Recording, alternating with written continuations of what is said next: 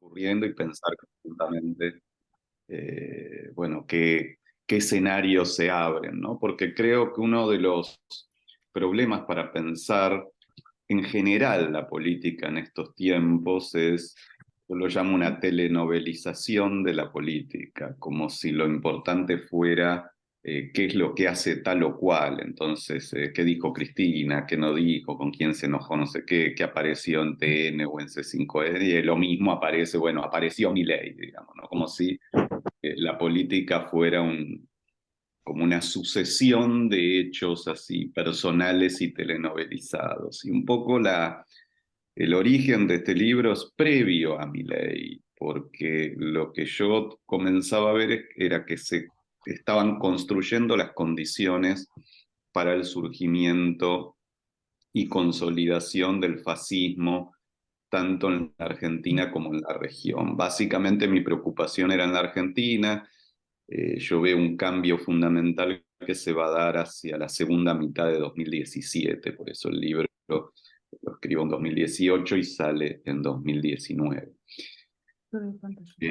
Y esa diferencia que veía era justamente el surgimiento de una serie de lógicas políticas que diferían de lo que estábamos acostumbrados a ver, básicamente porque en nuestro país y en general en la región, nosotros no hemos experimentado el fascismo como una práctica social con capacidad de fuerte interpelación. Entonces, lo primero que quería hacer muy brevemente es entender a qué llamo fascismo, porque el fascismo se ha utilizado muchísimo y sobre todo para los que peinamos canas, digamos, en los 80 era como el concepto utilizado para caracterizar cualquier estructura de derecha, cualquier lógica autoritaria, y esto políticamente tiene muchos problemas porque el fascismo tiene especificidad, no es un insulto, no es una manera de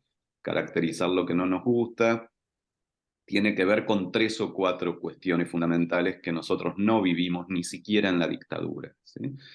Una de ellas es la capacidad de movilización reaccionaria, que parece un oxímoron, digamos, en el sentido de decir, uno está acostumbrado a pensar que la movilización siempre es progresista, porque lo que hemos vivido históricamente es que en general la movilización tiende a ser progresista. El fascismo logra una movilización reaccionaria. ¿Qué quiere decir esto?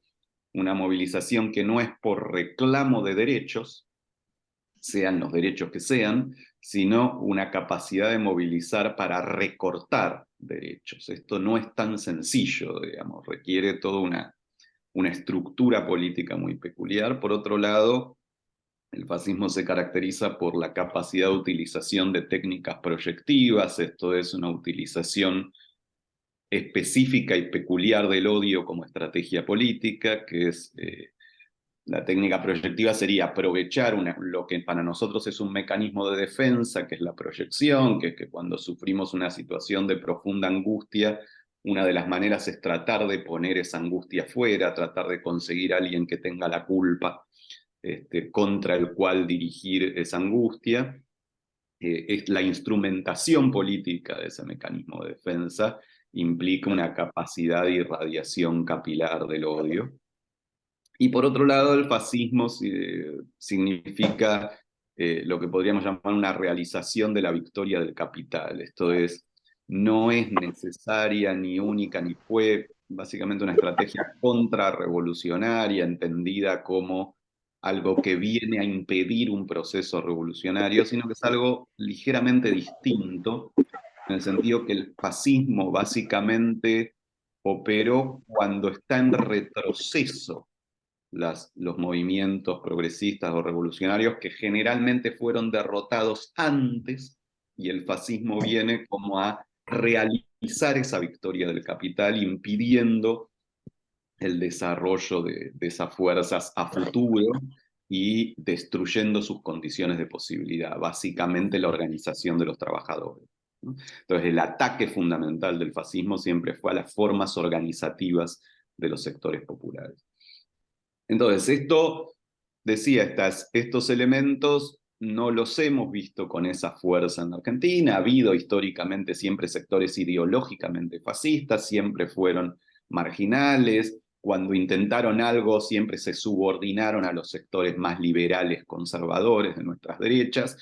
Por lo tanto, esto era la advertencia de decir, está apareciendo algo nuevo que no conocemos, se generaron las condiciones de posibilidad para eso, y lo empezaba a ver paradójicamente por eso. Antes, cuando Milei era un economista ultraliberal que circulaba por los medios de comunicación, y donde lo que me aparecía, que sigue siendo hoy una alternativa, como la expresión de ese surgimiento fascista, era la transformación de la Alianza Juntos por el Cambio, de esa revolución de la alegría liderada por Durán Barba del 2015 hacia el 2017, con la desaparición de Santiago Maldonado, sobre todo con la respuesta oficial ante la desaparición de Santiago Maldonado, que empieza a desatar campañas de delación de docentes, el 0800, y movilización de los padres para la intervención en escuelas, la aparición de grupos, de bandas civiles que comienzan a vandalizar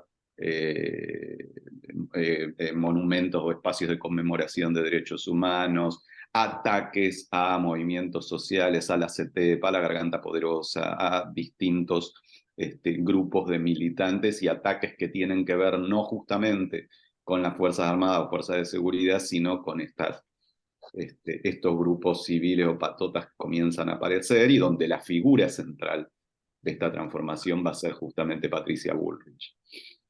El tema es que, bueno, esto por un lado, como primer elemento, la realidad hizo que todo se precipitara muchísimo por varios elementos. Primero porque, bueno, yo destaco una cantidad de cuestiones en las que me voy a meter ahora, que tienen que ver con no solo lo que hace el otro, sino lo que el campo popular hizo, que facilitó la emergencia y consolidación del fascismo, lo que hizo o lo que no hizo, porque además es lo más fácil de transformar, ¿sí? Porque un segundo problema, además de la telenovelización de la política, es esto de solamente mirar lo que hace el otro y ser incapaz de mirar lo que hacemos nosotros. Y la política es resultado de la articulación entre lo que hace el otro y lo que hacemos nosotros.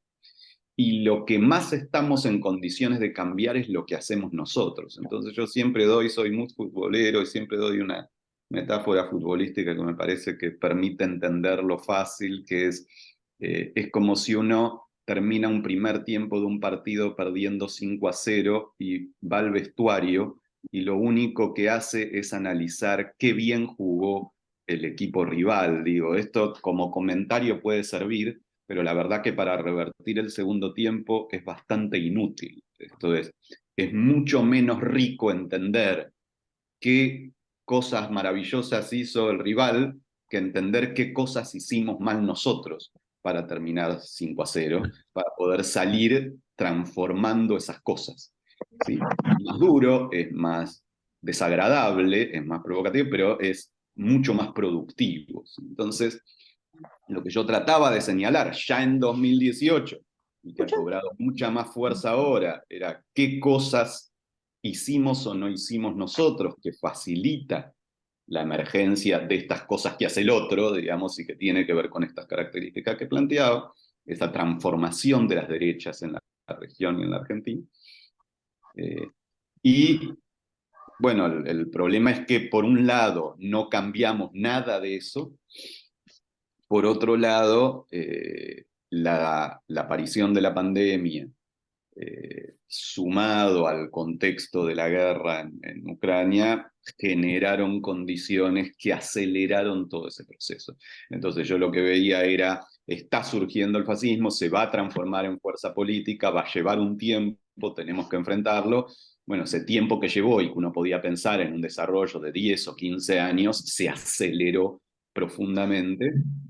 Y esto lo vieron distintas figuras políticas. Entonces, bueno, apareció la posibilidad en 2019 que eso lo iba a representar Gómez Centurión, después pareció que podía representarlo Sped, estaba Bullrich ya como la primera que aparece implementando estas cosas, pero para el caso también aparecen Sergio Bernie, o incluso de otras maneras en Guillermo Moreno, y lo que logra Milei es concentrar eso, o sea, poder conducir él esa lógica, incluso relevando a Bullrich una especie de quinta marca, pero en verdad hacerse cargo de algo que estaba ahí antes de Milei. Y esto es lo que me parece importante, que si no era Milei, iba a ser otro, digamos, ¿sí? Esto es que el piso para esto estaba, y que paradójicamente Milei no era el que venía más en esa línea 4 o 5 años antes, pero sí observa esa necesidad y la logra canalizar por su estilo con más efectividad que los otros. Pero entonces lo interesante es trabajar la necesidad más que mi ley o no mi ley, o sea, qué es lo que había ahí detrás. Por eso decía, por un lado, entender lo que es, entender la diferencia con una derecha conservadora o liberal, o incluso simplemente nacionalista, entender estos 3 elementos de lo que implica una derecha fascista: la capacidad de movilización reaccionaria, la utilización de técnicas proyectivas y la realización de la victoria del capital, y el ataque a las formas de organización popular. Pero por otro lado, empezar a ver algunos de nuestros problemas, ¿sí? Y yo diría, bueno, voy mencionando varios, que un poco son los que desarrollo en el libro, incluso alguno que no está en el libro, que lo fui pensando después. Eh, y para cerrar después con algunas cosas que pienso en relación a qué podemos hacer en lo que viene ahora, más allá de que obviamente es para intercambiar, nadie tiene ni la bola de cristal, ni la papa, ni nada parecido. Y obviamente todos estos temas también son para abrirlos a debate, ¿no? El primer tema me parece es el más estructural, ¿no? En el sentido de los movimientos populares solo pueden acumular, eso lo trabaja muy bien García Linera, al pensar toda la región, justamente, incluso desde hace, con trabajos que tienen ya 10 años, porque creo que ahí empieza el problema, que los movimientos populares solo se pueden sostener en la medida en que siguen logrando nuevas conquistas, ¿sí? Cuando uno se detiene, retrocede, ¿sí? En el sentido de que no, en el plano sobre todo de lo estructural, de lo económico, los movimientos populares no pueden permitirse detenerse en un estado conservador, ¿sí? Porque esto permite la contraofensiva. Y lo que vemos tanto en la región como sobre todo en la Argentina es que el logro muy importante de la primera parte de los gobiernos kirchneristas, que tuvo que ver con revertir por primera vez la distribución regresiva del ingreso desde la dictadura. Nosotros, los distintos gobiernos que hemos tenido, siempre la diferencia fue cuánto distribuían regresivamente, pero no hubo posibilidad de revertir eso. El kirchnerismo logra revertir eso, no mucho, vamos a decir la verdad, mucho menos que la mayoría de los países de la región, pero de todos modos lo logra revertir. Es la primera vez que el coeficiente de Gini va a favor de los trabajadores en un periodo que podríamos ubicar más o menos 2002, 2010, 2011. Bueno, eso se detiene y vuelve a su lógica de distribución regresiva. Entonces, este primer elemento es fundamental porque es muy estructural, ¿sí? El discurso no se puede montar en un vacío, y es más, cuando un discurso de transformación económica progresiva viene acompañado de una práctica de transformación económica regresiva, eso genera un profundo enojo, y podríamos decir qué es lo que está detrás de la facilidad con la que el fascismo ha logrado crecer, ¿sí? Hay un trabajo de Lucas Arrimada, muy lindo, que dice: el cínico sádico, que sería el fascista, parece como respuesta al hipócrita insensible, digamos, ¿no? Y realmente hay una lógica, y que uno lo puede pensar mucho en relación, en particular, a este gobierno del Frente de Todos, de una situación de profunda hipocresía, ¿sí? De un discurso que habla de la importancia de la redistribución, de no se va a pagar al fondo con el hambre del pueblo, o sea, una cantidad de consignas cuando en lo estructural las acciones van en dirección exactamente contraria a la consigna. Y entonces el problema es que la gente no es estúpida, así como generaba indignación el INDEC de Moreno, ¿sí? Que decía que había un 3% de inflación cuando había un 15%, la misma indignación genera un discurso de estamos transformando la sociedad en un sentido progresivo cuando estamos transformando la sociedad en un sentido regresivo. Esto es decir, que está ocurriendo una cosa cuando ocurre la contraria, genera indignación, y uno podría decir que el punto de coronación de todo esto, que me parece que expresó toda una sensación que venía de otro montón de cosas, porque ya venía incluso de los últimos años del kirchnerismo, es la foto de Olivos, ¿no? Me parece que la foto de Olivos es el punto máximo de la hipocresía, y es un momento sin retroceso, ¿no? Esta idea de el mismo que sanciona los decretos que implican sufrimiento para el conjunto de la población, para lograr un cuidado de nuestra salud, es el que no respeta esos mismos decretos, y realiza, podríamos decir, la fantasía paranoica del fascismo, que es la antipolítica, con la idea de los políticos disfrutan mientras vos sufrís, y la foto de Olivos es la ratificación de esa paranoia. ¿Sí? Luciano Lutero lo decía en una charla que compartimos con mucha riqueza, cuando decía, es lo demoledor que implica la realización de la fantasía paranoica, ¿no? Él daba el ejemplo más en una clave de pareja, pero era muy claro de decir, es como si un tipo que es un paranoico permanente está esperando y suponiendo todo el tiempo que su mujer lo engaña, llega a su casa, abre la puerta y está su mujer con su amigo, digamos, la imagen que ratifica su paranoia y por lo tanto es absolutamente demoledora, no tiene retroceso. Bueno, la foto de Olivos es eso. Es un discurso de los políticos disfrutan mientras vos sufrís y la ratificación visual de esa situación, digamos, ¿no? La constatación de esa fantasía paranoica. Ahora, no todo es lo estructural, digo, me parece que esto es lo más relevante, sin dudas es lo que constituye como el basamento de esa facilidad y rapidez con la que crece el fascismo, pero hay otro montón de elementos que me parece que vale la pena revisar. El segundo tiene que ver con lo que yo llamo una romantización del delito común, que creo que es un problema del conjunto del progresismo y que tiene que ver con una mala comprensión de lo que ha sido toda la, podríamos decir, el desarrollo del pensamiento garantista, ¿sí? Y digo, es una confusión en el sentido que la izquierda tradicional lo tenía mucho más claro, digamos, ¿no? En el sentido de la diferencia entre lo que implica la protesta social y el delito común, entre lo que implican como acciones sociales, ¿sí? Y la idea de que todo aquel que desafía a el poder punitivo es equivalente, ¿sí? Me parece que acá hubo un problema serio de comprensión en términos de que el desafío al poder punitivo en términos de la protesta es la articulación solidaria de los sectores populares, ¿sí? Esto es, ante una situación de malestar, uno se junta con otros para enfrentar ese malestar, para transformarlo, para combatir los orígenes de ese malestar. Por el contrario, el delito común es, ante una situación de malestar, joder al que tengo al lado, digamos, ¿no? Un acto de profundo egoísmo y un acto absolutamente desarticulador de lazos sociales.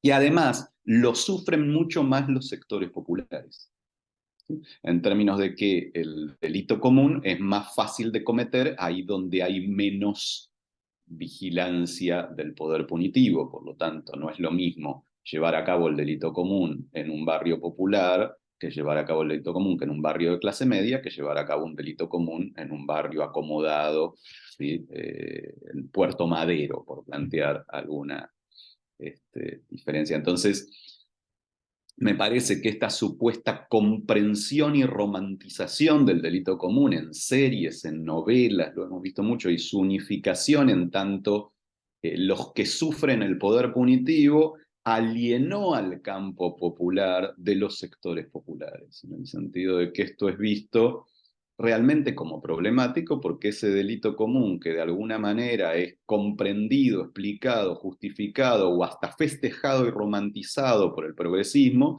es sufrido por los sectores populares sin que haya una respuesta que no sea el punitivismo de la derecha. Entonces, ante ese delito común uno se encuentra o con el discurso de hay que convertirlos en queso gruyere, llenarlos de balas o meterlos toda la vida en la cárcel, o el discurso progresista de hay que defenderlos del poder punitivo y en realidad serían una especie de aliado en la lucha social. Algo que es un delirio en ese sentido que digo que los procesos revolucionarios para el caso siempre fueron mucho más duros en la represión del delito común que el propio capitalismo, ¿sí? Basta mirar la experiencia en la Unión Soviética o en Cuba o en la Argelia revolucionaria o en cualquiera de los procesos revolucionarios donde estaba claro en ese concepto de lumpenproletariado que justamente aquellos sectores que deciden atacar a los propios como modo de tratar de enfrentar la situación en la que se encuentran suelen ser la mano de obra de cualquier iniciativa fascista,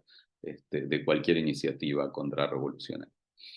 Entonces digo, acá hay un primer problema que no tengo claro cómo se resuelve, porque no es que me convenza la salida ultra punitiva de los procesos revolucionarios, pero sí que tenemos un problema, ¿sí? Sobre todo cuando ignoramos la cuestión, cuando aparecen estos discursos de que la criminología es mediática, de que en realidad esto no es así, que son discursos de panza llena de clases medias, digamos. Entonces uno puede decir que la situación de inseguridad no es problemática cuando vive en barrios donde la situación de inseguridad no es problemática. Cuando se le complica todas las mañanas salir a trabajar, no puede seguir sosteniendo que en realidad el problema es que TN pasa todos los días los hechos delictuales como si uno no estuviera viviendo lo que vive, y esto también genera mucha indignación, ¿sí? Cuando hay una minimización de un malestar producto de que no se está viviendo ese malestar, una minimización de un sector social del malestar que vive otro conjunto de sectores sociales. Creo que asociado a esta cuestión, aunque es distinta, también ha habido una minimización de la incidencia del narcotráfico, de la criminalidad organizada del narco en los barrios populares y el tipo de transformaciones que esto fue generando. Sí, ha habido en toda nuestra región y en la Argentina también un profundo crecimiento de esta forma. Esto lo plantean todos los movimientos territoriales, ¿sí? La conquista de lugares que históricamente estaban en manos de organizaciones territoriales, la capacidad de acción del narcotráfico ante esta falta de acción estatal ante el delito común. Entonces, de pronto, parte del apoyo en algunos lugares a la llegada del narco tiene que ver con que logra imponer el orden que el Estado no está pudiendo imponer. Esto es, el narco en los lugares que controla logra efectivamente controlar de una manera tremendamente punitiva el delito común contra los miembros del barrio. Entonces, de una forma totalmente punitiva, porque lo que implementa es la pena de muerte. ¿Sí? Esto es, aquel que ataca a la población del barrio que controla el narco, termina con un tiro en la cabeza en una zanja, digamos, con lo cual se acaba el delito común dentro de esos barrios que se controla, pero además se transforma en un empleador en situaciones de profunda destrucción del empleo y de las condiciones del empleo, lo cual también complica el funcionamiento territorial en términos de que en muchos barrios y esto es muy fuerte, y hemos visto sus consecuencias en Rosario, pero diría en todo el eje de la Ruta 9, no es solo Rosario, es toda la línea que va bajando Córdoba, Rosario, norte de Buenos Aires, que tiene que ver con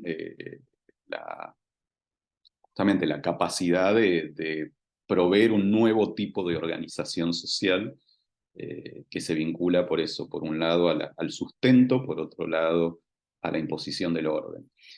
Me parece que nuevamente no tengo muchas respuestas de qué se hace ante esto, sí que no se puede seguir ignorando y dejándolo en manos del discurso de la derecha. ¿Sí? Otra vez, la derecha plantea la existencia del narco, plantea la peor solución, que es el involucramiento de las fuerzas militares en el combate al narco. El progresismo hace, salvo casos excepcionales y realmente valiosísimos como Carlos del Frade en Santa Fe o algunos otros compañeros, el progresismo hace como si esto no existiera. digamos, y es otra cuestión que genera también una alienación de los sectores populares, hacer como que los problemas de los sectores populares no existen, esto es menor, no tiene importancia, es solo Rosario, ¿sí?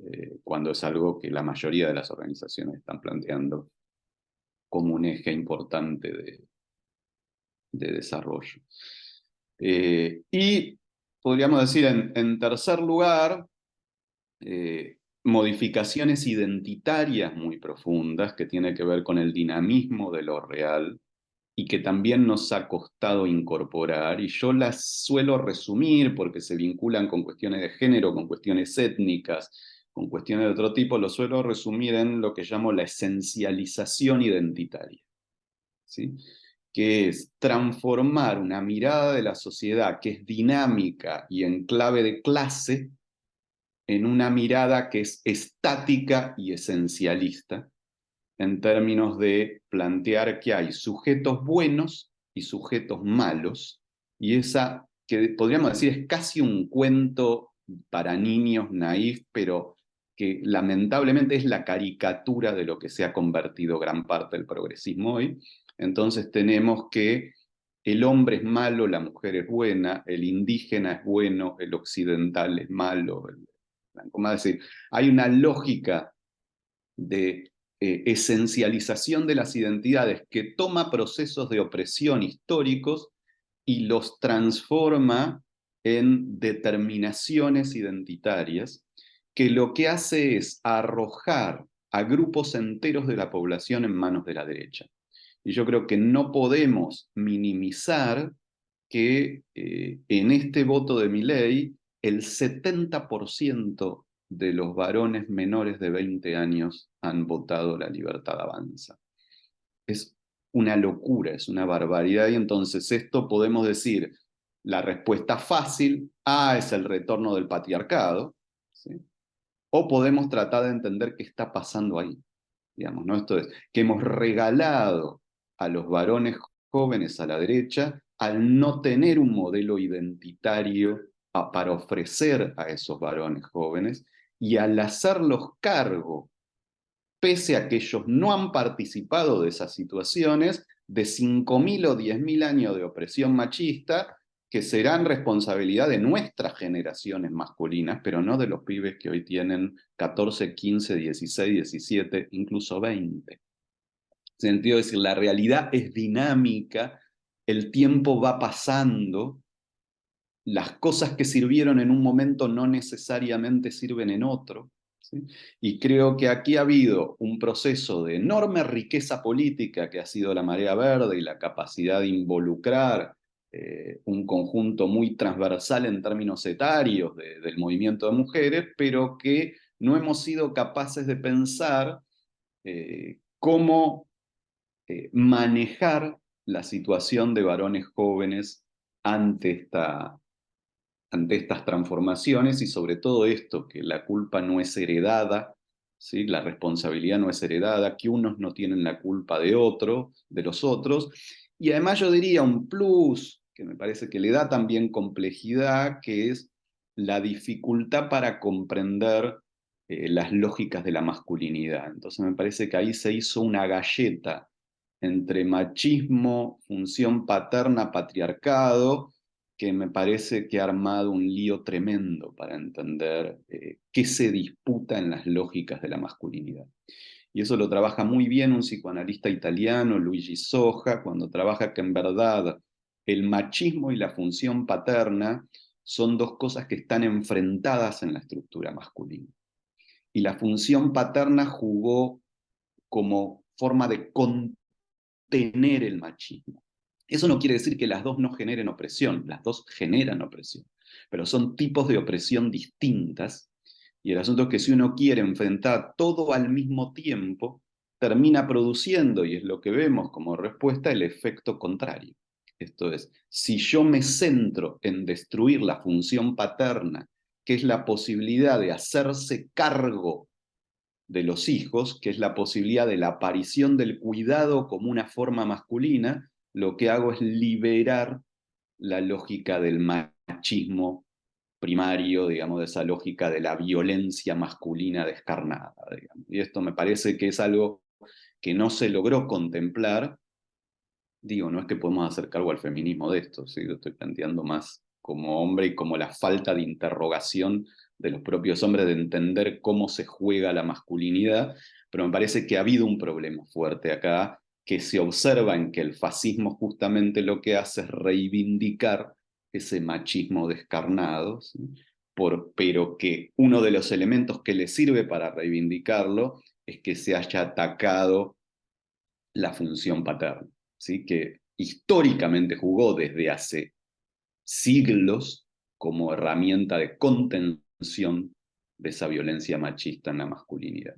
Ahora, así como lo podemos ver en clave de género, yo digo, lo podemos ver también en clave de la opresión colonial o de la cuestión étnica, porque funciona más o menos igual, ¿sí? En la oposición entre comunidades indígenas y campesinos, ¿sí? En la idea de que son las minorías las que representan el bien producto de su sufrimiento, y entonces uno regala las mayorías a las derechas, ¿sí? Es un poco lo que explica el voto del white trash a Trump en Estados Unidos, ¿sí? En el sentido de decir, si el progresismo solo va a defender minorías, resulta que las mayorías que están sufriendo se sienten abandonadas y buscan en el fascismo esa protección. Y por eso decía la diferencia entre un pensamiento en clave de clase que opera en función dinámica. La clase no es algo esencial, es algo que tiene que ver con nuestra ubicación en un sistema de poder, versus identidades esenciales que nos cosifican en ese lugar, como si no pudiera haber un afrodescendiente, un indígena o una mujer que sea parte de los sectores dominantes, y miremos a Thatcher, a Obama, a Bullrich misma, o como si no pudiera haber sectores de hombres blancos occidentales que sean parte de los sectores oprimidos, digamos, ¿no? Entonces me parece que en esta esencialización de las identidades se han regalado fracciones enteras a la derecha en términos de esta lógica de un discurso de minoría. Me parece que esto también está jugando en la facilidad con la que logra avanzar políticamente el fascismo. Y por último, digamos, me parece que también hay que plantear una lógica que se instaló de lo que yo llamo falso igualitarismo, ¿sí? Que es la idea de que postulando que no existen las diferencias desaparecen, ¿sí? Y para darles algunos ejemplos para que se note, es como decir estas fórmulas eufemísticas, por ejemplo, de llamar a una persona con discapacidad persona con capacidades especiales, ¿sí? Como si en realidad fuera lo mismo ver que no ver, poder caminar que no poder caminar. Digo, es no ver que existe un menos que hay que compensar y reconstruir, que no es que simplemente con el lenguaje podemos cambiar la existencia de la realidad. Podemos ver otro ejemplo con la idea de, yo diría, la transformación en las consignas de los movimientos estudiantiles universitarios, por ejemplo, que hasta los años 60, 70, incluso 80, tenían que ver con un aumento de la calidad, del nivel, de la exigencia en el desarrollo de la enseñanza universitaria. Para ser militante había que ser un excelente alumno, si no uno no era respetado por sus compañeros, versus lo que va a comenzar con el menemismo en los 90, que es la búsqueda de consignas que faciliten o podríamos decir bajen la exigencia y el nivel en la enseñanza universitaria, lo cual es un engaño para todos. Y esta idea de que el que trabaja pueda no asistir a los teóricos, que existan 17 recuperatorios para los exámenes o, en el caso más exagerado, en la educación primaria, que aprueben todos porque si no vamos a generar deserción y desencanto en aquellos que no pasan de grado.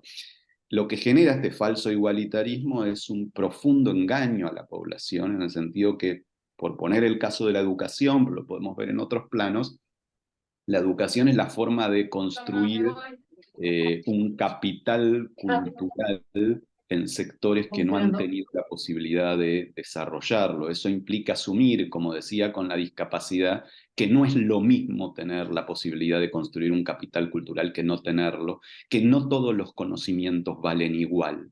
¿Sí? Y que por lo tanto hay un rol de la educación pública en permitir esa movilidad social que otorga el capital cultural. Cuando uno plantea esta idea de que todo da lo mismo, esta frase tan sexy, podríamos decir, y tan estúpida, a mi modo de ver, de la universidad de la calle, ¿sí? De que todo es equivalente, de que en verdad cada uno aprende de otra manera. Bueno, lo que hace es entregar certificados degradados a impedirle a quien más lo necesita la construcción de ese capital cultural y por lo tanto generar este falso igualitarismo que en el lenguaje pareciera plantear que somos todos iguales, pero que en la práctica concreta ratifica, solidifica, hace más extremas las desigualdades. ¿Sí? Las desigualdades que tienen que ver con las condiciones de producción en las que cada uno se encuentra y que justamente la educación pública busca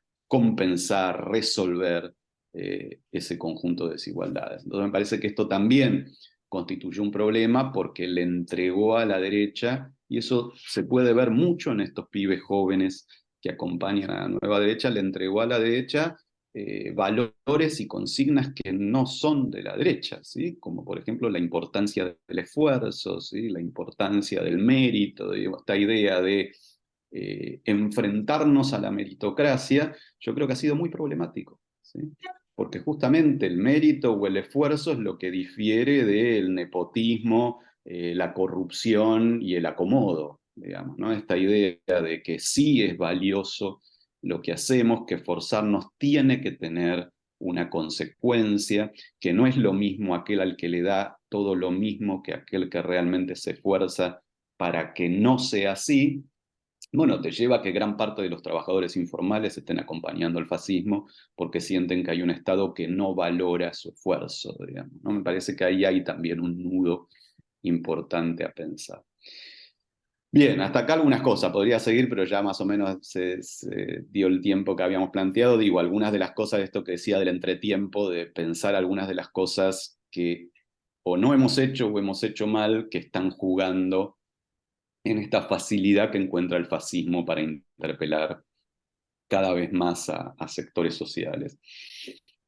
Yo le comentaba a Pablo que no quería cerrar sin plantear un tema que me parece muy relevante para los desobedientes y en relación a lo que se viene en esta avanzada del fascismo, que es que uno de los riesgos, y particularmente a partir de la articulación de esta fuerza política con la derecha histórica militar en la Argentina, sobre todo a través de la figura de Villarruel, pero de todo lo que eso implica, que no es solamente la figura de Villarruel y de muchas de las figuras que ha ido recopilando Milei, sobre todo cuando decide articularse con esta ofensiva neofascista, tiene que ver con el rol que van a jugar en este contexto las Fuerzas Armadas, ¿sí? Particularmente las Fuerzas Armadas. En vez de las Fuerzas de Seguridad siempre han jugado un rol particular, pero las Fuerzas Armadas han tenido un proceso más complejo en Argentina,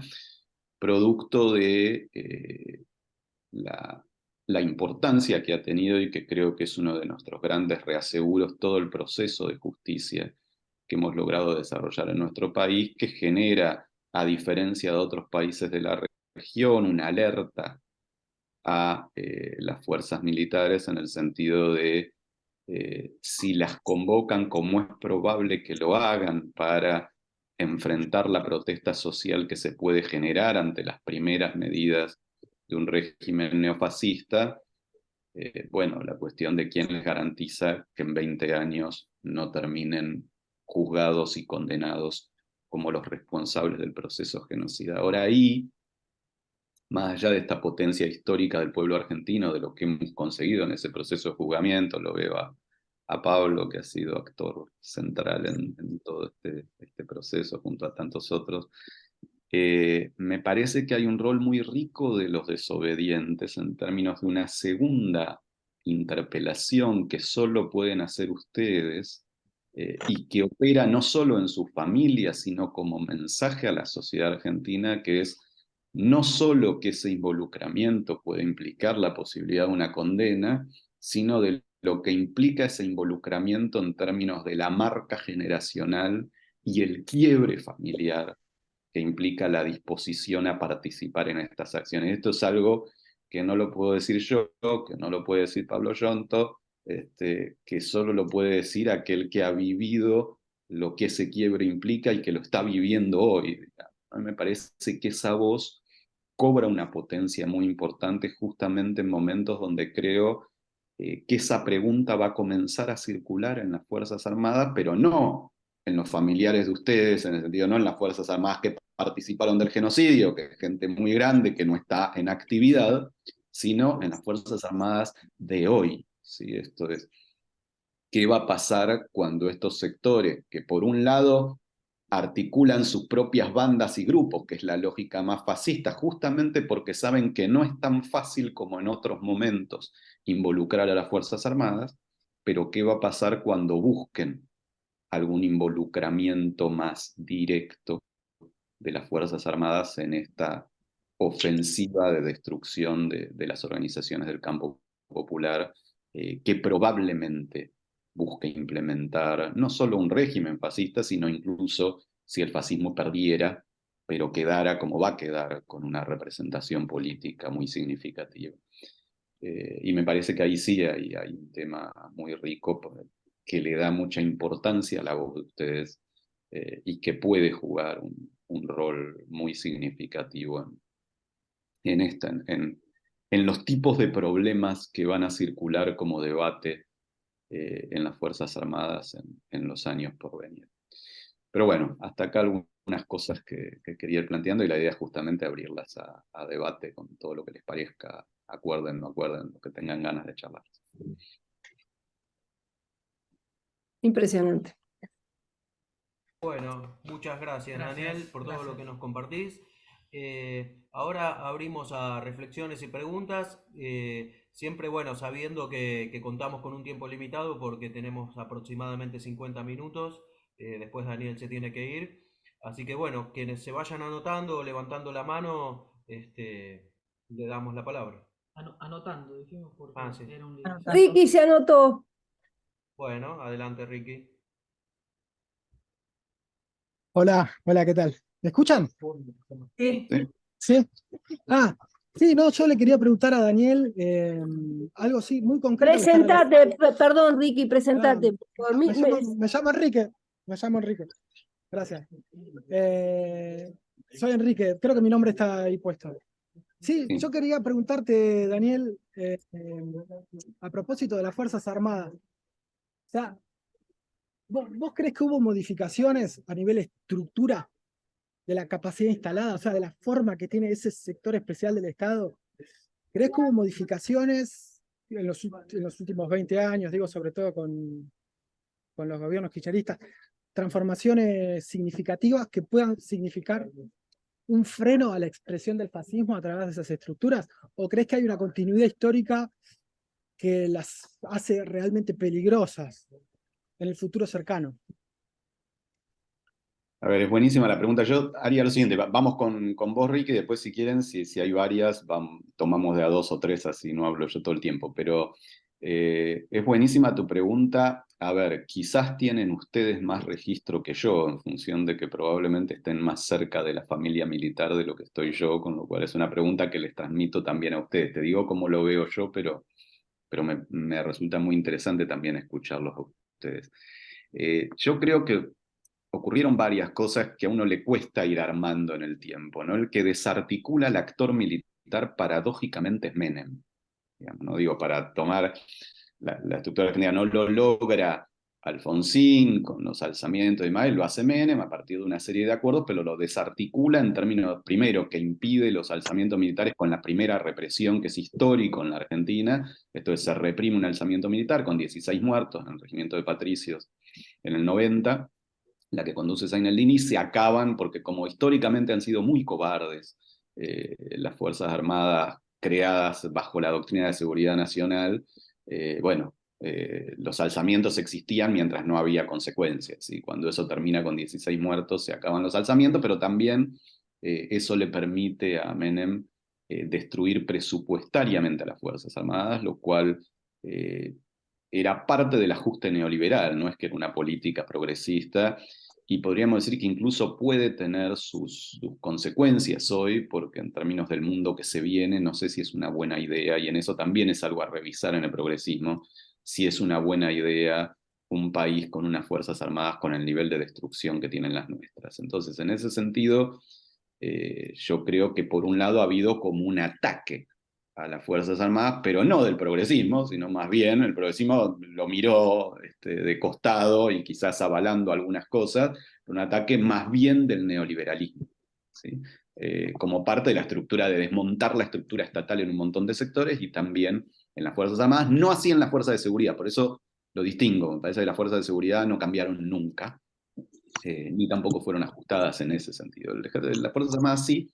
Lo que no ha habido, aunque lo intentó Garré, pero fue solo una parte de una gestión del Ministerio de Defensa, es realmente una política hacia unas Fuerzas Armadas que pudiera transformar la hipótesis de conflicto. Esto es, pensar que si la doctrina de seguridad nacional implicó transformar la defensa de fronteras en enfrentar el enemigo interno, transformar a las fuerzas armadas en fuerzas de ocupación de su propio territorio, bueno, no ha habido una propuesta hacia las Fuerzas Armadas de plantearle otra hipótesis de conflicto, por ejemplo, como ha intentado Lula en Brasil, la defensa de los recursos naturales en un contexto donde es probable que vayamos a un mundo menos globalizado. Lo estamos viendo con la guerra de Ucrania, pero con su irradiación a todo el mundo, un mundo de disputa por los recursos naturales, teniendo uno de los territorios con mayor cantidad de recursos naturales: agua, litio, petróleo, gas, alimentos. Entonces me parece que ahí hay un tremendo desafío para pensar una política hacia las Fuerzas Armadas.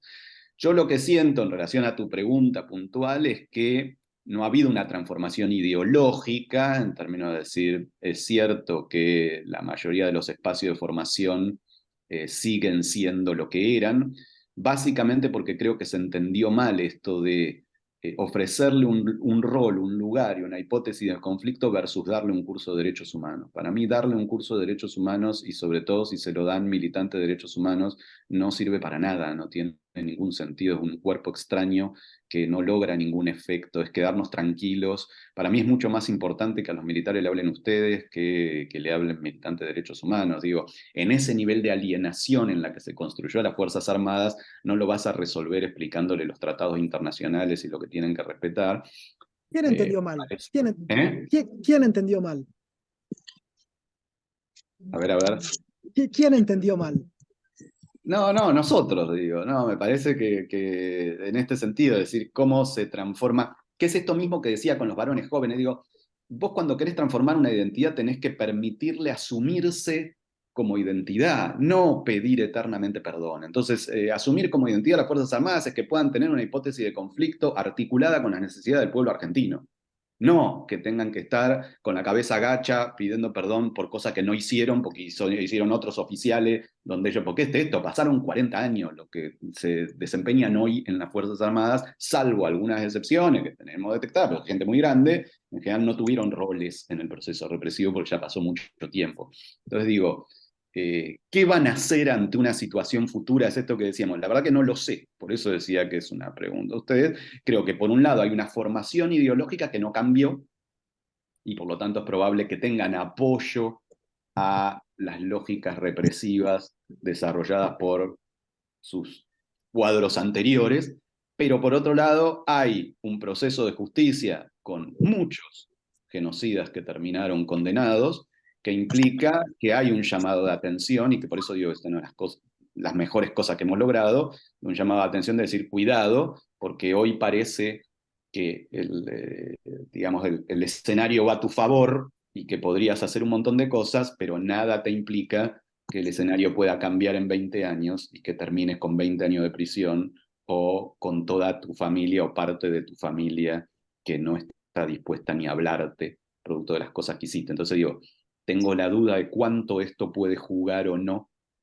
en la decisión de sectores de las Fuerzas Armadas de acompañar un proceso, digamos, el agravamiento de un proceso represivo. Pero creo que juega ahí también si uno fuera capaz de ofrecer otra identidad a esas Fuerzas Armadas, ¿sí? Por eso digo, de poder jugar en la posibilidad de ofrecerle otra hipótesis de conflicto y otra construcción identitaria. Esto es Fuerzas Armadas del pueblo, Fuerzas Armadas dispuestas a defender los recursos y las necesidades de nuestra nación. Gracias, Daniel. Muy buena la aclaración y la respuesta. Ahora, Lor, si podés leer la pregunta que hizo la compañera, que estaba anotada por ahí. Sí, acá Cristina Sin pregunta, me gustaría que Daniel pueda desarrollar más el tema de la función paterna, por lo que se confunde con el machismo y los jóvenes varones quedan exiliados, que permite encontrar ahora un espacio en el fascismo. Anteriormente ella dijo que le pareció súper interesante lo que planteó, el enfrentamiento entre la función paterna y el machismo, por no entender lo que significa la función que tiene que ver con las leyes y el ordenamiento social. A ver, sí, lo trato de explicar más. Yo les decía, yo tenía una sensación como hombre que me sentía mal ante cierta mirada si no entendía por qué. Y por eso les decía que este psicoanalista, Luigi Soja, un junguiano, es italiano, un tipo muy sólido, me partió la cabeza, me permitió entender lo que no entendía, ¿no? Porque digo, trato de explicar por dónde va la incomodidad. Por un lado, en esta cosa de la propuesta del varón deconstruido, ¿sí? Que para mí era parte de esa misma hipocresía que decíamos con las lógicas económicas, digo, los 5, 6, 8 varones deconstruidos que yo conocía, que se llamaban a sí mismos varones deconstruidos, era gente que uno la conoce y sabía que eran acosadores, violadores, digamos, era la manera de auto indultarse, digamos, con una clasificación fácil. Yo ahora soy un varón deconstruido, es algo con un cartelito. Y la sensación que tenía es que bastante más complejo, y que efectivamente ubicar, digamos, que los hombres portamos una violencia compleja, digamos, ¿no? Y que la pregunta es qué vamos a hacer con esa violencia que portamos y que no se cambia de un día para el otro, poniéndose un cartelito y decir, ya me deconstruí.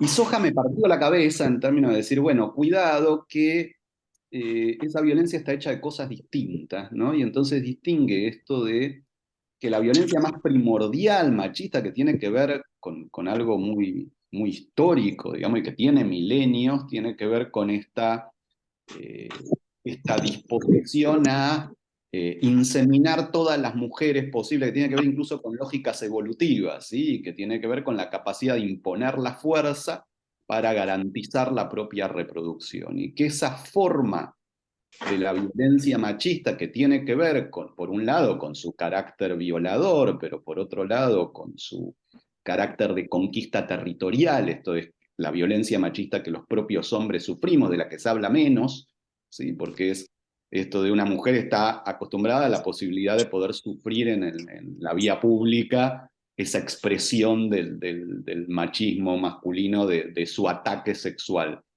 Los hombres estamos acostumbrados a sufrir en la vía pública la disputa territorial que tiene que ver con ¿vas a bajar o no vas a bajar la mirada? Y si no vas a bajar la mirada, o sea, ¿quién prima en dos hombres que se cruzan? ¿Sí? Y es uno prima o nos vamos a matar a patadas o a golpes hasta que alguno prime, digamos, ¿no? Hasta que alguno la baje.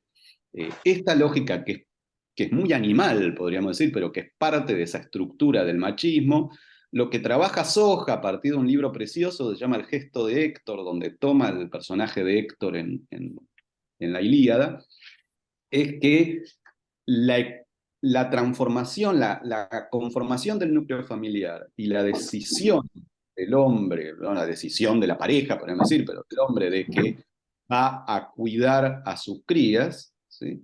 Que se va a hacer cargo de sus hijos, modera, contiene, digamos, le pone un límite a esa violencia machista, ¿sí? En la necesidad de la autopreservación para poder preservar a la propia descendencia.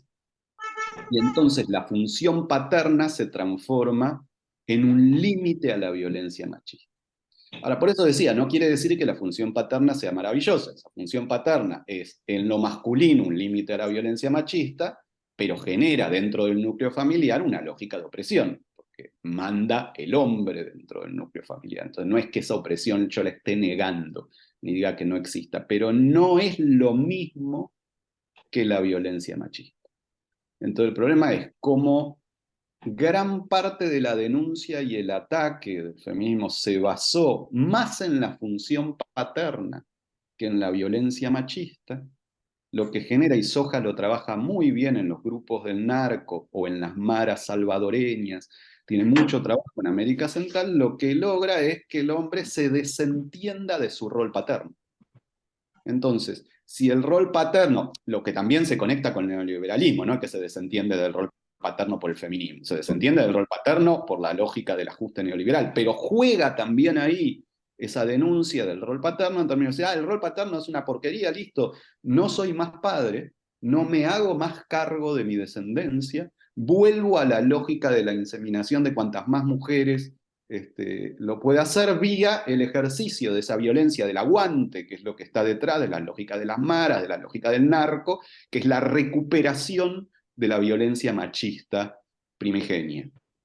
Entonces digo, ahí se está dando y el discurso fascista que hace recuperar eso, recuperar esa potencia, y fíjense que tiene que ver con esa imagen de la motosierra, por plantear una, pero que son estas imágenes de la fuerza machista desatada, ¿sí? Esa fuerza de destrucción de la violencia descarnada y directa, que justamente el problema de Héctor en la Ilíada que toma Soja es que ante esa violencia directa, el casco que utiliza Héctor en la guerra, su hijo llora porque se asusta, y que entonces Héctor, para despedirse de su hijo, tiene que sacarse el casco. Su hijo lo tiene que reconocer como el padre amoroso que es, y tiene que ir a pelear con Aquiles, pero antes de salir a la pelea se saca el casco para que su hijo lo pueda identificar. Hay toda una metáfora ahí en la Ilíada que es muy rica a retomar, que es entender, digo, a mí me partió la cabeza porque me partió la cabeza para entender esas violencias en mí como hombre, ¿sí? Es decir, para decir, es cierto que mi rol paterno, que yo soy padre, ese rol paterno contuvo esa violencia que producto de mi historia, de mi infancia, que otro día charlamos, pero que la tengo muy clara, que fue muy fuerte en mí siempre, porque por una cuestión casi de supervivencia, y que logra contenerse en esa función paterna. Entonces me parece que ahí hay un nudo que se ha hecho todo un lío al no poder entender cómo se juega, al no poder dialogar entre nosotros juega, y entonces es lo que le agrega un plus en esta lógica del scratch entre pares que ha aparecido como una práctica muy fuerte los últimos 10 años, ¿sí? En donde pibes jóvenes en un momento de descubrimiento de su vida sexual se encuentran con la limitación para la experimentación, producto de que cualquier movimiento que hicieran que pudiera ser interpretado de alguna manera confusa, ya justifica su exclusión del grupo social, ¿sí? Esto ha generado odio, ha generado sufrimiento, ha generado miedo, ha generado que lo cuentan las docentes, lo cuentan las madres, digo, muchas mujeres que ven en sus hijos o en sus estudiantes un retraimiento de un momento fundamental de la vida, que es ese momento del descubrimiento de la vida sexual, que genera un resentimiento, un odio que canaliza la derecha fascista.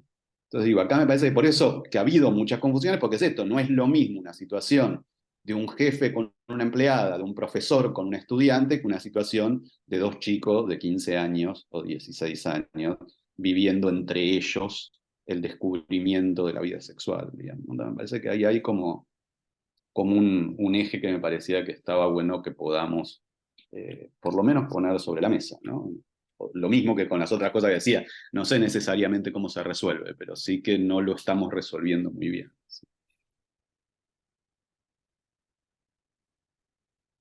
Bueno, ahí teníamos algunos comentarios de compañeras. A ver. Sí, está la compañera Mariana Saria, Ahí que vi que está Mariana con lo de Mascardi, que me súper interesa, así que sí, porque es sí. un tema que no comenté, pero que es súper interesante, así que dale, Mariana. Buenos días a todos. Gracias por la charla. Más que interesante. Yo no puedo hablar mucho voy a hablar desde los sentimientos. Vivo acá en Bariloche desde hace un tiempo. He trabajado en el área de ciencia y técnica, en INVAP, eh, siempre en la parte del área nuclear. Así que lo que les voy a contar es qué es lo que yo siento viviendo en esta zona. Em, Me voy a tomar mate para la vía del Mascardi, y cuando yo atravieso el área del Mascardi, ver plantada una bandera cada metro, puesta por los grupos fascistas de Bariloche, para decir, este territorio es mío, es un espanto porque es un déjà vu. Pero no solamente eso, sino que los grupos que hay de gente de gendarmería plantados en la ruta a cada tantos metros pidiendo documentos para llegar a Bolsón, en plena democracia, me hacen acordar a plena dictadura. Y estamos en un gobierno que yo defiendo y que yo voté, pensando que esto era democracia. Y hoy estamos hablando de que posiblemente vayamos a tener a grupos fascistas gobernando. Cuando vos hablás de que posiblemente estos grupos o los militares hayan tenido un cambio, yo digo, si hoy en democracia estos chicos jóvenes tienen esta prepotencia de bajarte del coche, de pedirte documentos, de que parece plena dictadura, no más o menos, te da miedo pasar por una zona de decís, estoy yendo a tomar mate. Cuando estas zonas, ha habido domingos que salen todas las camionetas que están en contra de las comunidades mapuches, kilómetros de zonas paradas haciendo bocinazos, saliendo con banderas, y se para kilómetros de esta ruta que va a Bolsón con gente que está en contra de estos movimientos mapuches, y no pasa nada. Se para y se para durante horas.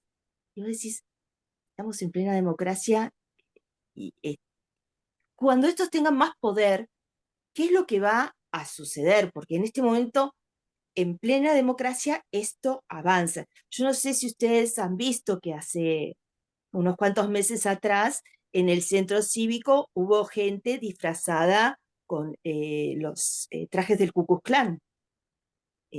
Esto es Bariloche, y esto es en plena democracia. Y otra cosa que quería adherir a las cosas que vos decís, que no estas confusiones, sino estas eh, mm, cosas que uno entra en contradicción con uno mismo.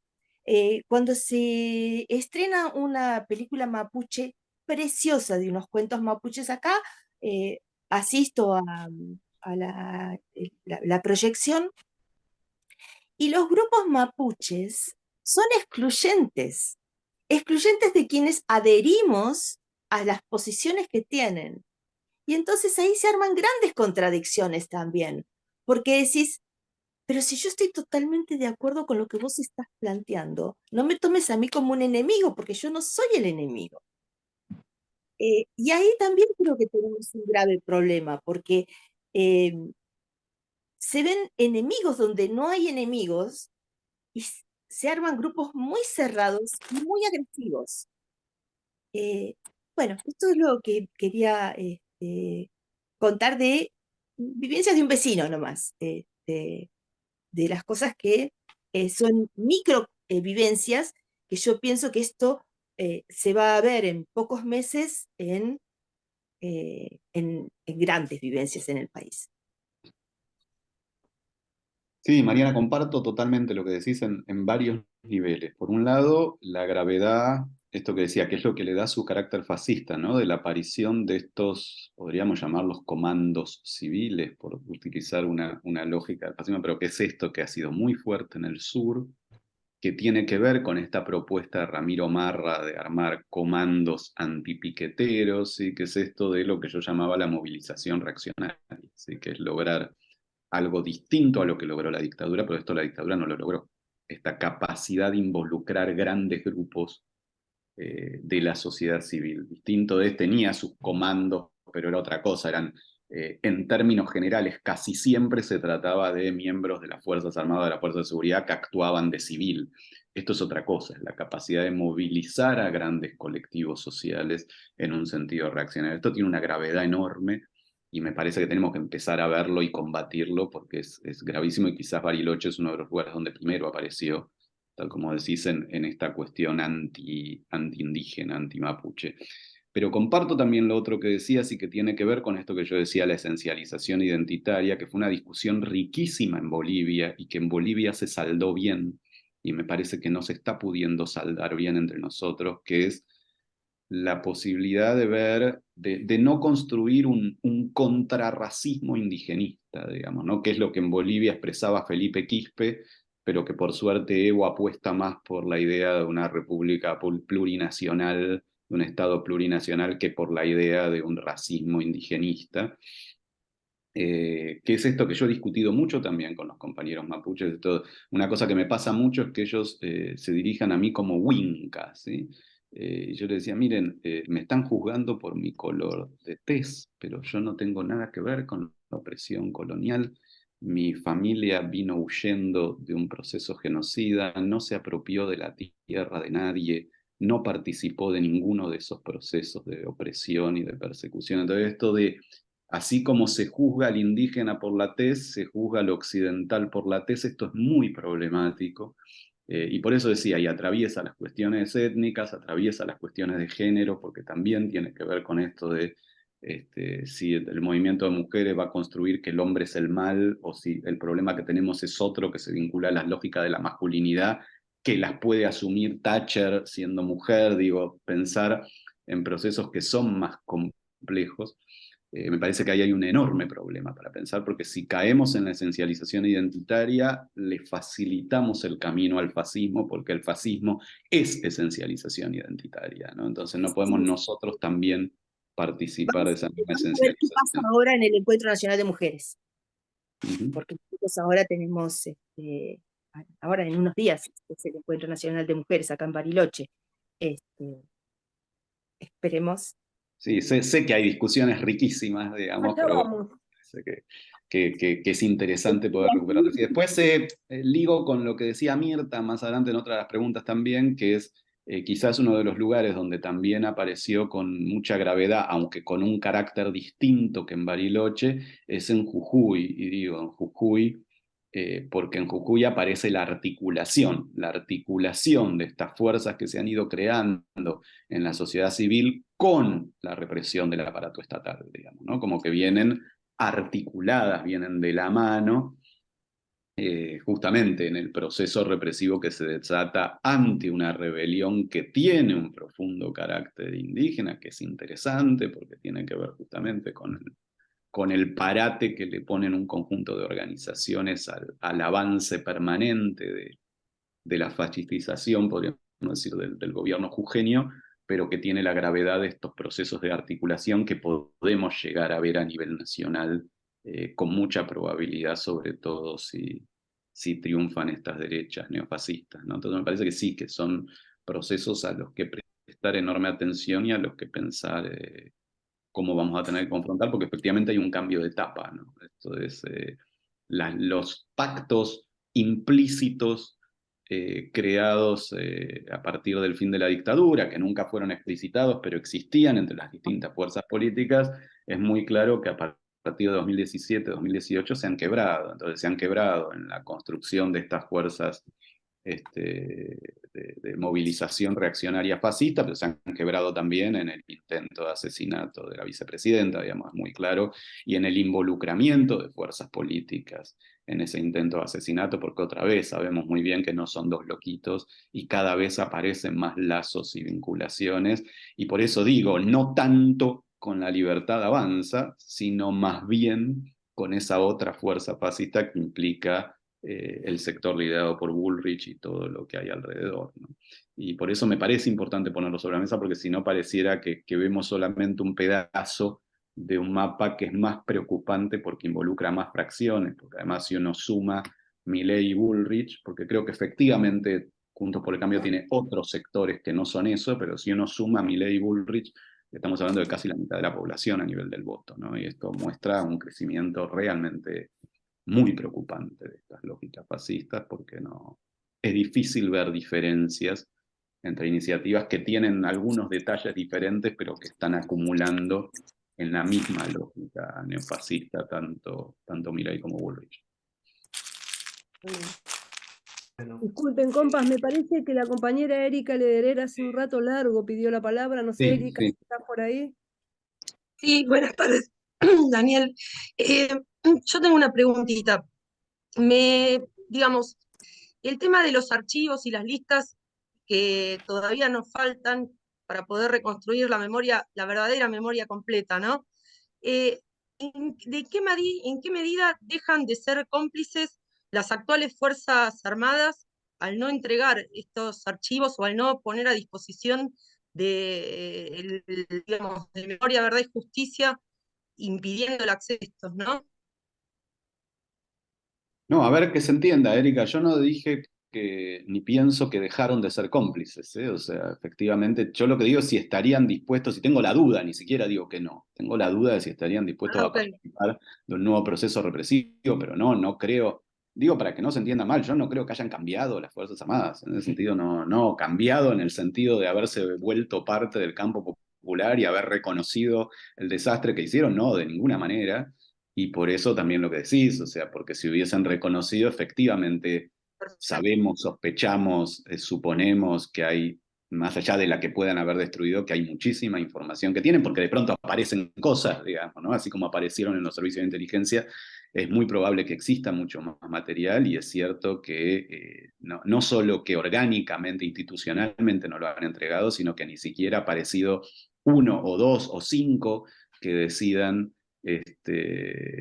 por lo menos poder acercar la información con la que ellos cuentan en relación a muchos de estos procesos. Así que no, me parece que lo interesante, Erika, es que el proceso de justicia, que esto es muy interesante en la discusión que se plantea con Sudáfrica, el proceso de justicia ha generado un nivel de verdad que es incomparable con ninguna otra experiencia histórica. Nosotros tenemos un proceso de investigación donde justamente además de ir relevando todos los casos que aparecieron, justamente en parte del debate sobre el número de desaparecidos, también relevamos de dónde surge la información de los casos nuevos que se van sumando.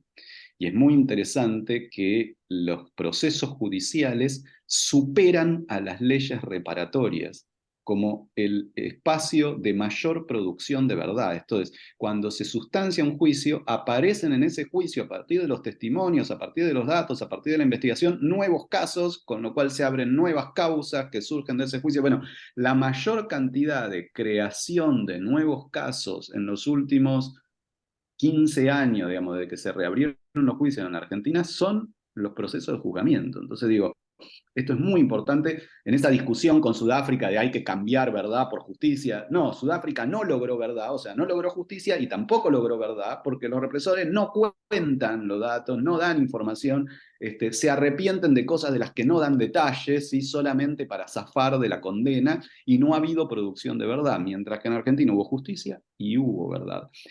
Creo que ese es el camino, porque, bueno, ojalá ustedes lo logren con alguno de sus familiares, pero digo, después de 40 años no hemos tenido la posibilidad de que sean los propios militares los que aporten la información con la que cuentan. No quiere decir que no tengamos que seguir insistiendo, no quiere decir que no tengamos que seguir exigiendo, pero no, en ese sentido, digo, para que no se entienda mal, no es que pienso que que se han reformado y que ahora sí van a colaborar. No, para nada. Yo lo que decía era otra cosa, era simplemente si la amenaza de los juicios y del efecto familiar no puede jugar un rol, no en arrepentirse, sino en que sectores jóvenes puedan repetir ese tipo de acciones, digamos, ¿no? Pero Sí, yo era una duda. eso lo entendí y también y creo que coadyuva a una toma de conciencia, ojalá, ¿no? Yo soy utópica al Ojalá. respecto, pero en un quiebre del discurso que llevan. Gracias, Daniel, por contestarme. No, gracias a vos, Erika. Y esto, es más una esperanza que una Sí, certeza. O sea, sí, por supuesto. no Gracias. lo sé, no lo sé. Miro. Bueno, creo que tengo la palabra. Sí. Bueno, Sí. también podemos leer la lista de los que se anotaron. A ver si nos da el tiempo, porque me parece que Daniel tiene también un tema ahí con Están horario. anotados vos, Lucas, Estela y Silvina. Ok. Y Sí, podemos hacer olvídate. los cuatro, si les parece, los cuatro Cerramos. seguidos. Estoy anotando, dale. Ahí va, ahí va, ahí va.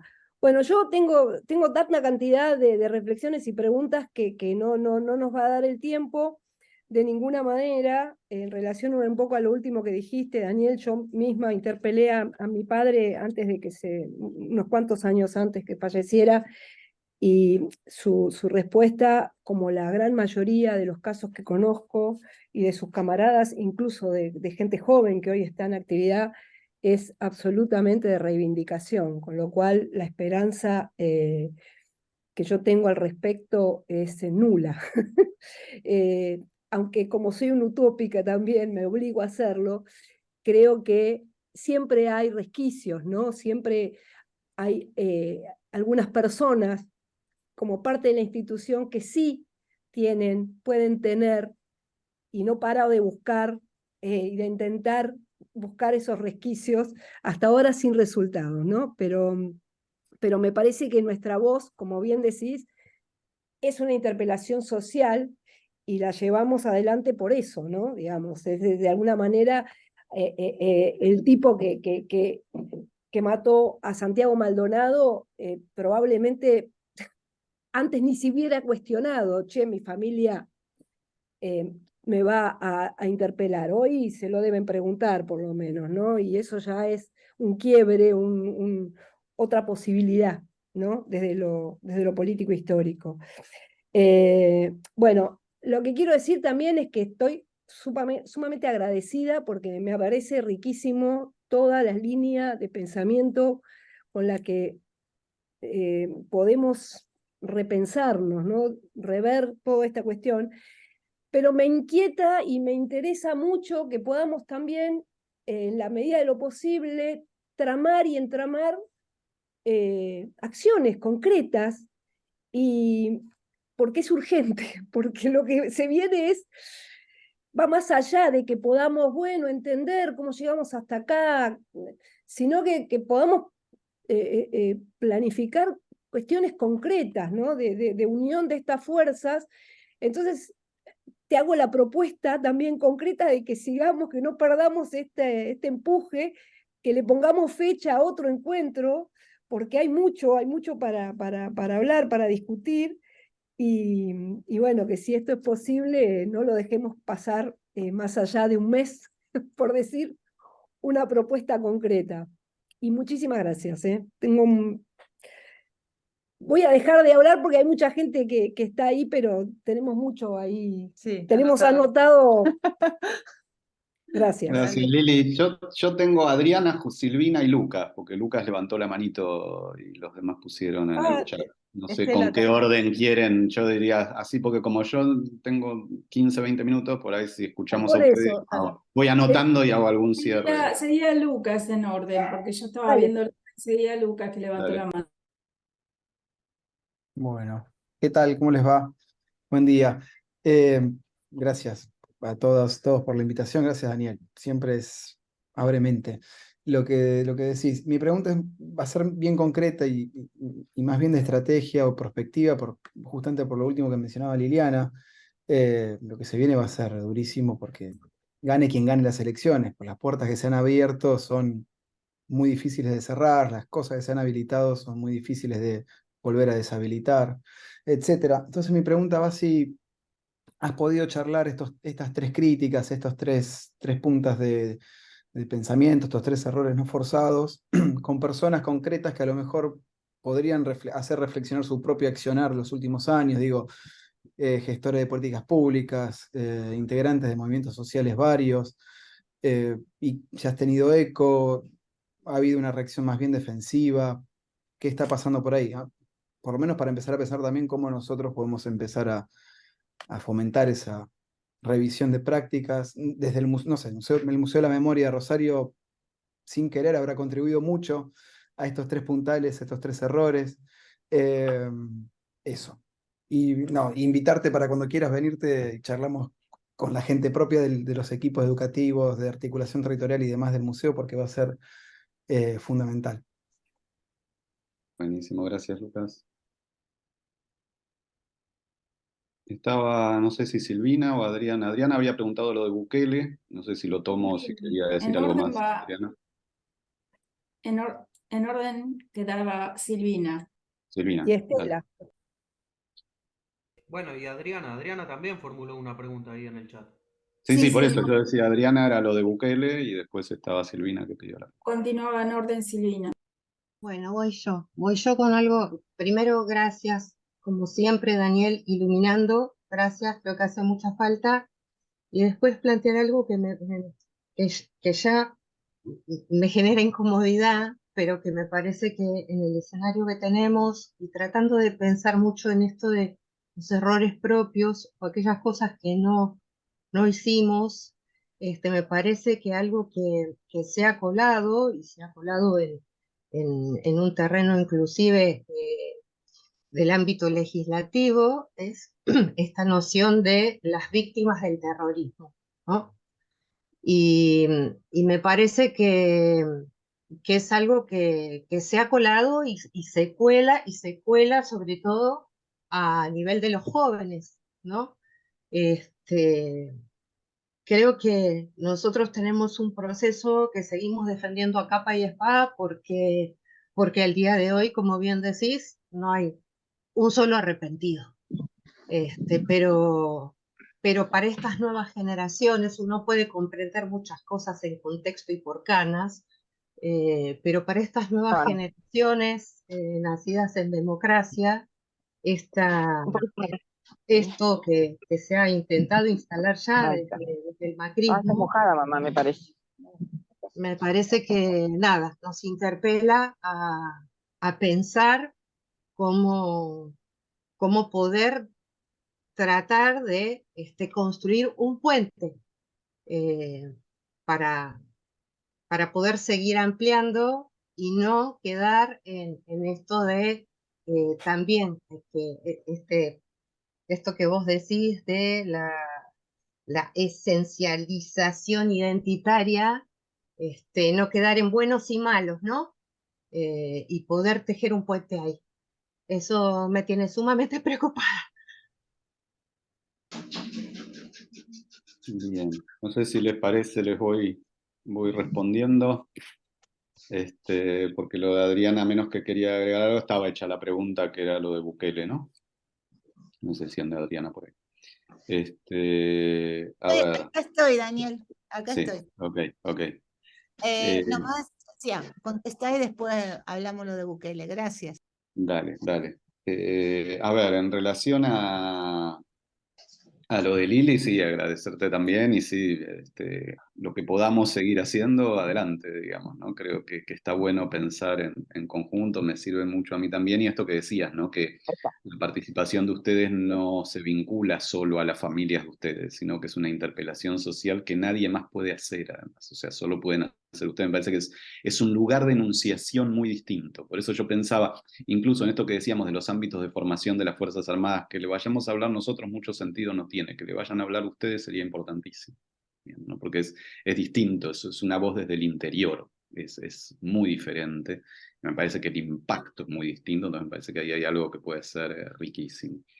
En relación a la pregunta de Lucas, ¿qué reacciones? A ver, por un lado yo lo que voy viendo surge de el diálogo con militantes y organizaciones territoriales, no es que se me ocurre a mí, digamos. Entonces, en ese sentido creo que nosotros tenemos, yo suelo decir que había como 3 sectores que pudieron constituir lo que fue la ofensiva del campo popular durante todos los 80 y 90, que la hemos olvidado bastante, y que permitieron el 2001 y la derrota de la impunidad. Y creo que tuvo que ver con la transformación del movimiento sindical, con el rol de faro y articulador que tuvo el movimiento de derechos humanos y con el surgimiento de los nuevos movimientos sociales, piqueteros, desocupados.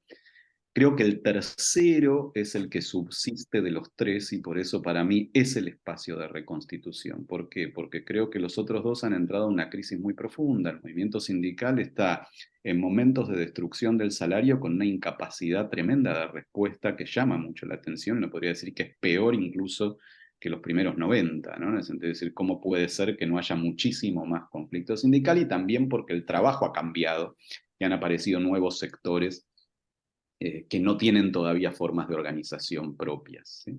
El movimiento de derechos humanos creo que ha entrado en una crisis muy profunda y podemos hacer otro encuentro para charlarlo, si quieren, porque se vincula con esto que decía Silvina también. Creo que tuvo que ver con un montón de elementos, parte lógicas generacionales, pero también la confusión de cierta partidización que creo que le ha quitado muchísima potencia. Y hoy no representa esa capacidad de articulación que representó en los 80 y 90, o por ahí incluso en la primera década del siglo XXI. Y el movimiento territorial y desocupados y los movimientos sociales subsiste, y me parece que es donde más me alimento en términos de poder entender qué está pasando en los territorios, pero es tremendamente atacado. No solo es el más atacado por la derecha, sino que es atacado dentro del campo popular también, ¿no? Me parece realmente indignante que un gobierno que se supone que es popular proponga que las universidades vayan a controlar si alguien cobró 1/3 de plan social más, en lugar de ir a controlar la hidrovía y a pesar lo que sale de nuestro país. Esto es, en lugar de controlar a los sectores dominantes y a miles de millones de dólares, vamos a ir a contarle las costillas a los sectores sumergidos, a ver si alguien se quedó con 2 planes en vez de 1, a ver si alguien tiene 30.000 pesos más. Esa es la función de un gobierno popular. Digamos, me parece que ahí hay un problema serio. Esto es la incapacidad de poner límite a los sectores más concentrados y buscar ponérselos a los sectores más sumergidos que se organizan, digamos, ¿no? Entonces digo, ¿cuáles fueron las reacciones? Por un lado, estos sectores son los que me permiten ver muchas de las cosas que estoy planteando. El rol del narco o el PACO o el delito común surge de las organizaciones territoriales, lo tienen claro, y digo, en toda su variedad, desde la CETEP hasta el EVITA, hasta el Polo Obrero, hasta, digo, hay, más allá de sus distintas identificaciones políticas, hay una claridad, una problemática que ven ellos, que nos están gritando y que el resto del campo popular no quiere ni puede ver. En relación a las reacciones de los demás, lo que siento, Lucas, es nunca, siempre una cuestión de escucha, nunca una cuestión de enojo, qué sé yo, pero me da la sensación de que dura 5 minutos. ¿Sí? Esto es salvo, diría, en las cuestiones de género, un poco más problemático. A veces se me enoja gente porque, claro, ¿cómo se anima un varón blanco a decirme lo que tiene que hacer? Que, no digo lo que tiene que hacer, pero digo, esto no me ha generado nada terrible por ahora, por suerte no sufrí ningún escrache, digamos, pero sí una dificultad. Digo, hemos generado una cosa muy cancelatoria en el campo popular que es muy problemático. Nosotros no podemos no permitir nuestra propia crítica, digamos, ¿no? O sea, que quien considera que estamos haciendo algo mal lo pueda decir. Digamos, esto de decir que nosotros decimos cómo se tiene que hablar y que nadie puede decir algo distinto porque entonces ya pasaría a ser cancelable, es un delirio, y me parece que esto ha generado muchísimo daño.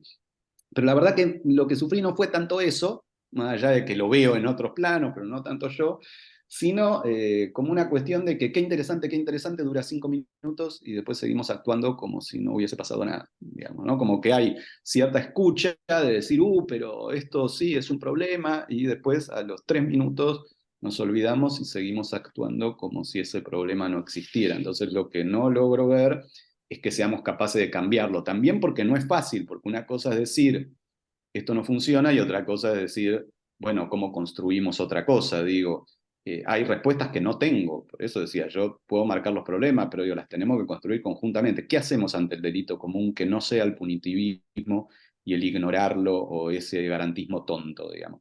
Bueno, no sé.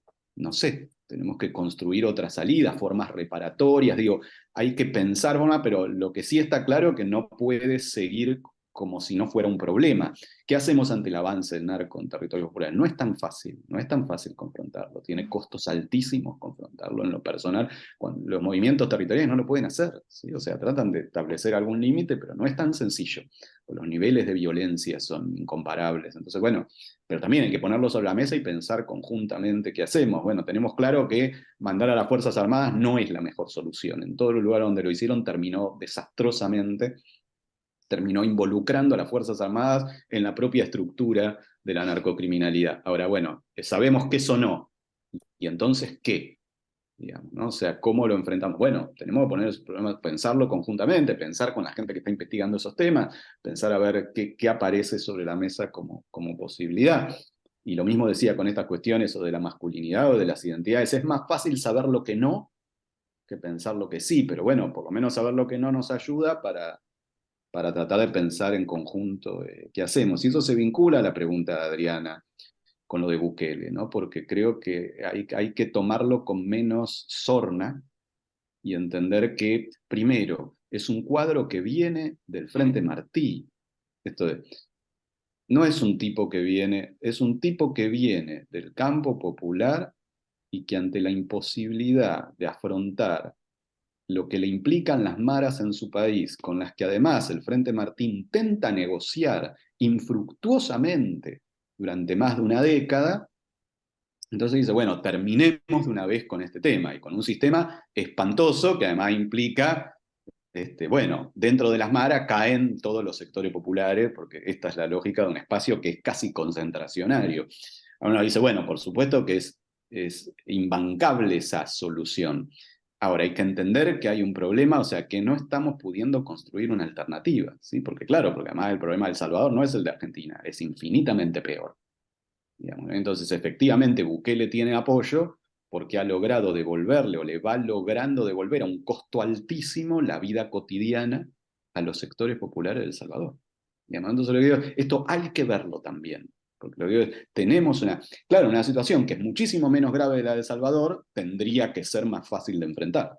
Digamos, ¿no? Pero nosotros tenemos que devolverle la posibilidad de la vida cotidiana a un habitante de La Matanza o de Lanús o de Quilmes o de San Martín, digamos. Entonces, no es que es un problema solamente de la televisión, digamos, ¿no? O sea, hay una responsabilidad de un gobierno popular de poder recomponer el funcionamiento de la vida cotidiana de las personas, ¿no? Y en particular de los sectores populares. Entonces me parece que ahí hay un tema, más allá de que no sepamos cómo resolverlo. Y después, bueno, lo de Silvina tendríamos que juntarnos otra vez, porque es muy largo. Silvina, yo lo trabajé mucho en Los Dos Demonios Recargados, pero yo creo que ahí tenemos también un montón de problemas nosotros, que es, bueno, mi discusión. Ahora queda claro por qué planteábamos que terrorismo de Estado era un concepto muy problemático. Porque el problema es si vos remitís a la dualidad con la idea de un terrorismo de Estado, después cuando te dicen las víctimas del terrorismo, ¿cómo desarmás eso?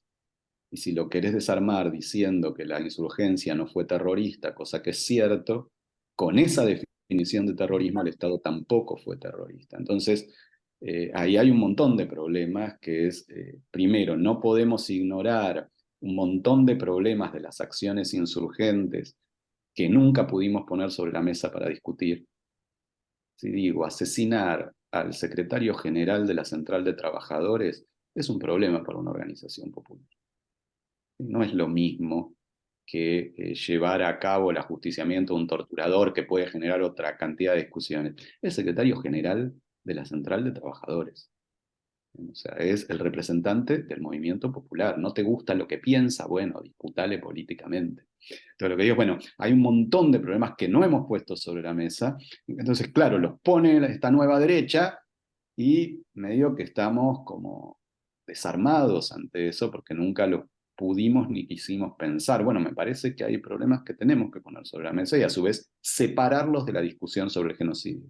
Pero para eso tenemos que recuperar el concepto de genocidio y entender que algunos conceptos que nosotros mismos pusimos sobre la mesa fueron absolutamente contraproducentes y nos llevan a esa discusión y nos dejan desarmados.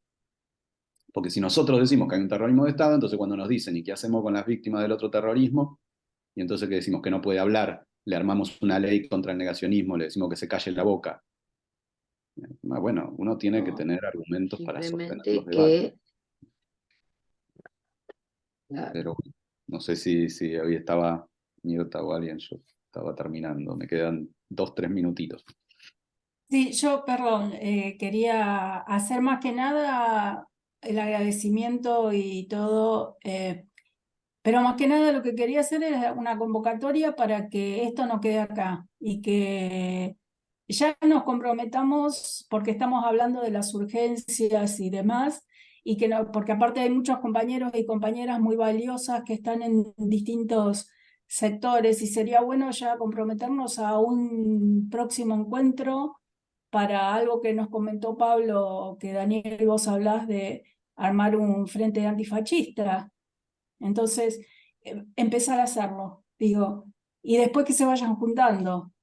O sea, pero empezar a hacerlo, darle el paso como para decir, bueno, llamamos a quienes quieran juntarse para armar esto y que se vaya armando. Entonces la propuesta es quedar en contacto para próximamente, como dijo Liri, un mes o una cosa así, volver a juntarnos, invitar a quienes quieran juntarse para seguir reflexionando. Bueno, compas, sí, yo lo que decía Lorna recién y como lo hablamos con Daniel en su momento, pero bueno, acá les muestro a ver si sale la tapa del libro y bueno, y que Daniel hace la propuesta de, ante esta situación tan grave, conformar un frente antifascista que incluya a todos los movimientos que obviamente adherimos en esta contra el fascismo que se está gestando, ¿no es cierto? Así que bueno, está buenísima la propuesta y veremos cómo lo articulamos, ¿no? Tenemos que charlarlo. Buenísimo, Pablo. Yo por ahí aclaraba esto antes de cortar, que cuando pienso, y ya lo planteaba hace unos cuantos años, en la necesidad de un frente antifascista, no es electoral, ¿sí? Digo, porque uno tiene la cabeza electoral siempre, o sea, es la idea de poder articular a gente que electoralmente no va a estar de acuerdo. Y está perfecto que no esté de acuerdo, no importa, van a votar cosas distintas, pero uno puede articular un proceso de lucha, que eso fue lo que nos dio tanta riqueza en el movimiento de derechos humanos y en la lucha contra la impunidad, que no hacía falta votar lo mismo, pero estábamos todos de acuerdo en que lo que queríamos era terminar con la impunidad, y después votábamos distinto, y ahí participaron no solo toda la izquierda y muchos sectores del peronismo, sino sectores radicales, sectores demócratas progresistas, sectores conservadores, y había un montón de gente que en lo único que coincidíamos era en eso. Me parece que el momento de hoy requiere esto, poder articular con gente con la que no necesariamente nos vamos a llevar tan bien, pero que sí coincidimos en observar el riesgo del fascismo en nuestro país y la necesidad de enfrentarlo, que no es solo ni fundamentalmente electoral. Sí. Bueno, muchas gracias Daniel por este encuentro, muchas gracias a todas y todos los que participamos. Bueno, Daniel, ya sabemos que te tenés que ir, pero podemos seguir charlando un ratito, quienes Sí, quieran, sí, estamos acá. dale. Así que Quedamos en bueno, contacto nosotros y mil gracias por la invitación y por la participación. Un Ponemos abrazo fecha fuerte. pronto, Daniel. Muchas gracias.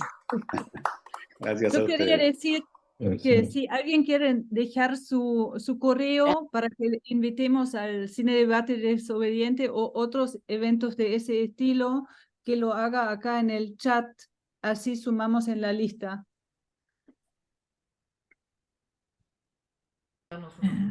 sí, sí, Aparte, sí, si nos vamos organizando. bárbaro. Bueno, ahí Daniel creo que ya se desconectó, así que bueno. Y creo que Daniel se tenía que ir rajando, pero la verdad que fue impresionante esto. Yo creo que podemos dejar de grabar. ¿Dónde está? Oye, ¿se dejó de grabar solo esto? No, stop recording. Ah, stop recording.